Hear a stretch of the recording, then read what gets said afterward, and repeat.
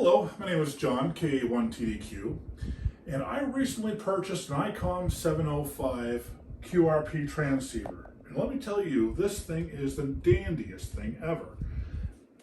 I mean, the reviews speak for itself. Anyway, this is amazing, and I built a portable antenna for it using an MFJ telescoping 17-foot whip. And what I did was I built an impedance matching device for it at the bottom. And you can use it for any band 40 through 10 with radials. It's portable, collapsible, the whole 9 yards. In fact, I even wrote an article for QST magazine. It should be appearing within the next 12 months, so be on the lookout for that. Anyway, this transceiver is amazing, with the exception of AM. Now, obviously, this is a QRP transceiver, but on AM, the power output is extremely low. So low that you wouldn't even be able to be heard. So I was trying to think of a way to have portable AM operation. So this is what I've come up with. The idea is to use the Icom-705 as the RF driver, and I'll have it serve as the receiver. Coupling that with this Class E transmitter. So this is a 40-meter band AM transmitter using Class E. It's a solid state, and it's highly efficient. This is, 85 to 90% efficient, which you need with portable operation because you're running off batteries. So there are 2 batteries on this thing, on the underneath. The bottom portion isn't done yet. This is, but the batteries are right here. There's 2 12-volt batteries. One serves as the power supply for the RF deck up top here, and it runs off of 2 MOSFETs right here. And those MOSFETs need more than 12 volts. They need anywhere from 24 to 45 volts. So this little inverter will sit on a heat sink, 12 volts in, anything up to 45 volts out you want. The other battery serves as the power supply for the modulator section. I'm using Heising modulation, right in here is going to slide a small 12-volt car audio amplifier, and the Heising circuit will sit in here. So how this works is there will be a switch on front here. You turn the switch on, it keys the transmitter. It also keys this up at the same time and uses the power from this transmitter to drive this RF deck.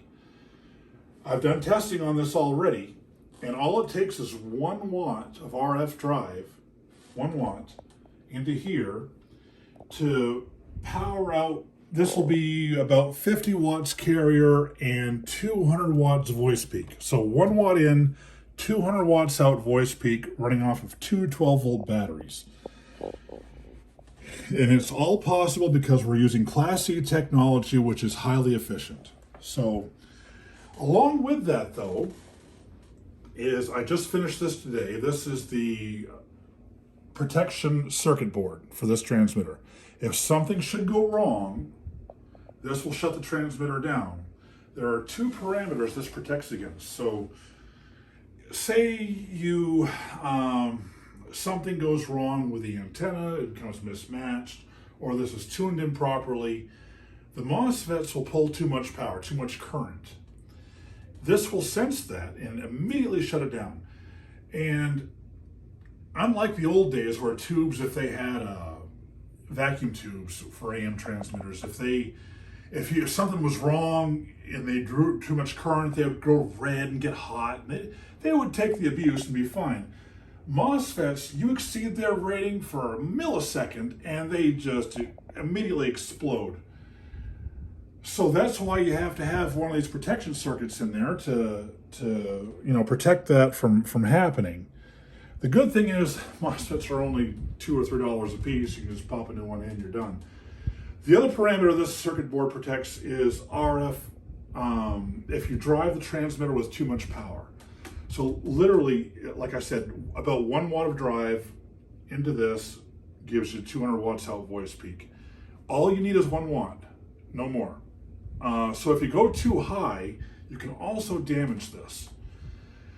So this circuit board also senses the RF that you're putting into this. Say, for example, you put this up to 5 watts and forget to put it down to 1 watt. Or you use a different transceiver with this transmitter and you forget to lower the power. Well, this will immediately sense that and shut it down too. So always, when you're running Class E equipment, always build in some type of protection circuitry.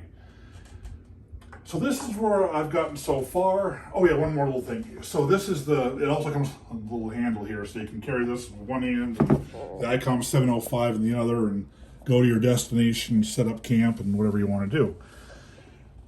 So with 200 watts voice peak with this transmitter, you will definitely be heard on AM. And with 40 meters out here on the West Coast, the frequency is 7.293 megahertz, and there's a lot of guys in Arizona that are very active. Some guys here in Southern California as well. So we're gonna have a blast with this new transmitter when I'm done. So that's where I am. When I finish, when I get this completely done, I'll post another video and show you how it all works and everything, and we'll kind of go from there. Thank you very much. Have a great night.